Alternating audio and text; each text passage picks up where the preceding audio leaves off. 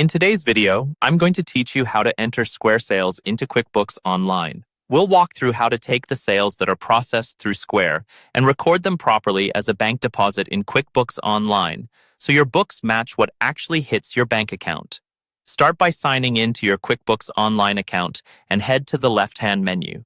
At the very top, you'll see the button labeled Plus New. Click on that, and from the options that appear, choose Bank Deposit. This is where you'll be telling QuickBooks exactly what makes up the deposit that Square sends to your bank. Next, at the top of the bank deposit screen, you'll see a drop-down labeled Account. This is where you need to choose the bank account where your Square deposit is actually landing in real life. For example, if Square sends money to your main checking account, pick that checking account from the list. It's important that this matches your real bank so that your reconciliation will be smooth later. Now scroll down to the section called Add Funds to this deposit. This is the area where you'll enter the details that match your Square deposit summary. Open your Square report or payout summary so you can see the breakdown of what was included in that deposit. In QuickBooks, add line items to record your sales income and any sales tax collected, using the appropriate income and tax accounts you normally use.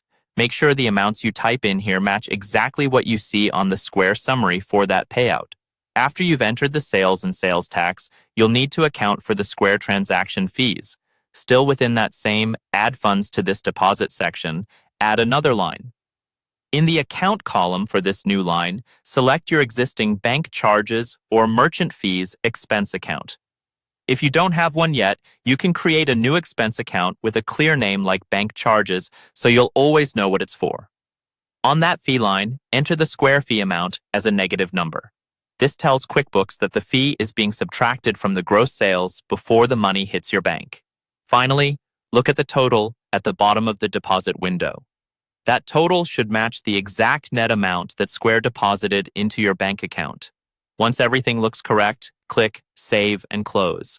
Your Square sales are now properly recorded in QuickBooks Online.